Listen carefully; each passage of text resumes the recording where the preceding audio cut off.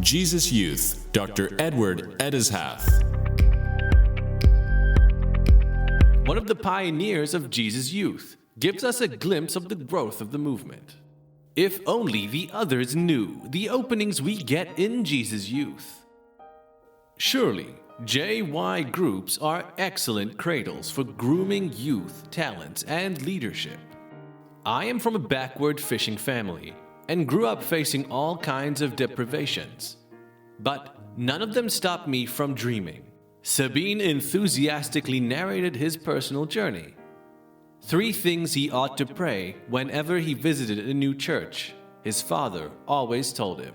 And he would pray faithfully for a high-quality camera, that he would be the best cinematographer, and to do some great media work. If anyone has heard about these big dreams of a poor boy from a seaside village in India, they would have laughed. So he never told anyone about it. The great turn in my life happened with my coming into active Jesus Youth Group. Now, I am only 23, and can you imagine?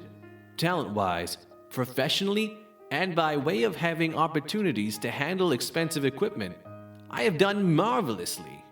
All this happened through the unimaginable opportunities and contacts I got in this movement. I met Sabine in the context of COVID-19. To tell you a little background, many months back, Kerala Jesus Youth leadership wanted to develop some clear plans for different talent groups. Main leaders of JY Music, Dramatics, Art and Media started meeting regularly. I never missed any of those extremely interesting Emmaus gatherings. They planned a big talents meet in April. Then came the bolt from the blue, the coronavirus. All were confused about the future of these plans. But then discussions were shifted to online platforms, and once again, everyone became busy and enthusiastic. Leaders, once again, began meeting together, and trainings for specific skill areas were organized separately, all online. This young man Sabin is a front-runner of the media section, and after one such meeting, he was sharing with me about his background and the importance of grooming talents in Jesus Youth style, like a nursery for young plants. I remember one of the first trainings we had was in February 1978, and we proposed a preparatory work for the participants. They were coming from 16 zones, and each group was to come prepared with some creative presentation. Those of us from Ernakulam prepared a musical drama entitled The Call, and youth from each zone came with different presentations. These were very small steps, but one thing was clear. When many other renewal groups were focusing solely on prayer and preaching, Jesus Youth groups reserved a special place for talents. What was the vision behind it?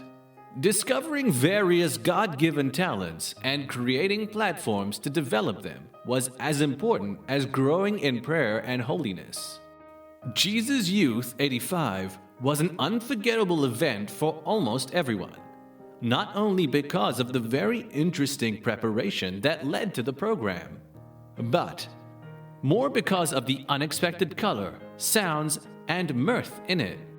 The whole crowd came alive with an awareness and display of talents. From that time onwards, every Jesus Youth program has been an opportunity for many talent-specific groups to gather, dream, practice, and present something beautiful. When young people come into Jesus Youth, every one of them sees something fascinating. Musicians see many excellent music bands, starting with the Rex Band. Art enthusiasts witness different kinds of exhibitions and beautiful stage arrangements that youth do. Those who like dramatics and dance notice highly creative skits and dances. Those who want to try their hand on writing see how attractive brochures, And magazines like KAIROS are born through youth effort. And when they go on online platforms, there too are innumerable signs of Jesus' youth creativity.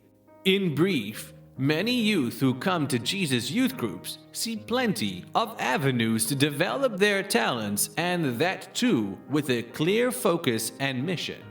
The result is, over the years, so many talented experts, attractive initiatives, and men and women of high leadership emerge out of the movement. There is something here that helps build people in personal excellence, launching them onto a path of continuing growth. But what are some of these talent promotional elements in the movement?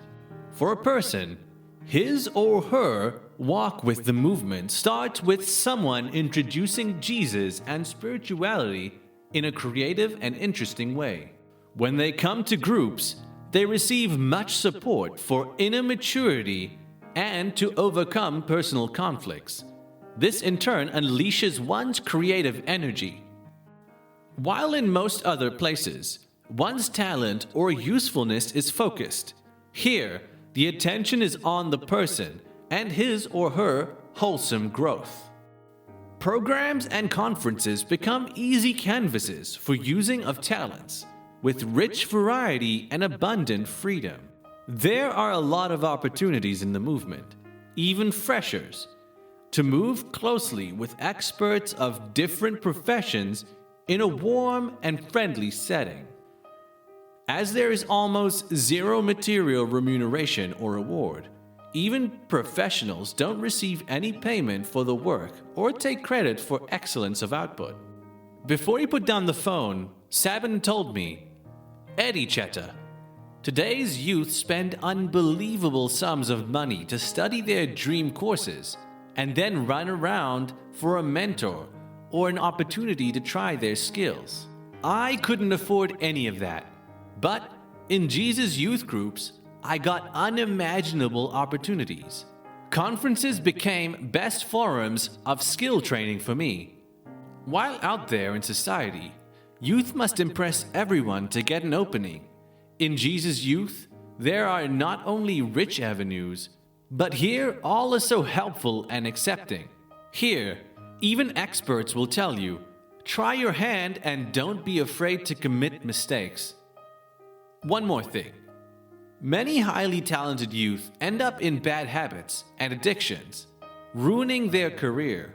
But in Jesus' youth, you are provided with a safe shield, a shield of faith and healthy habits of mind, heart, and body. Finally, he said, "This is the reason why I try so hard to bring my talented friends to Jesus' youth. And I want them to stick on here." Dr. Edward EDEZHATH is a retired professor from St. Albert's College in Erkulam. He lives with his wife, Audrey, in Kochi, India.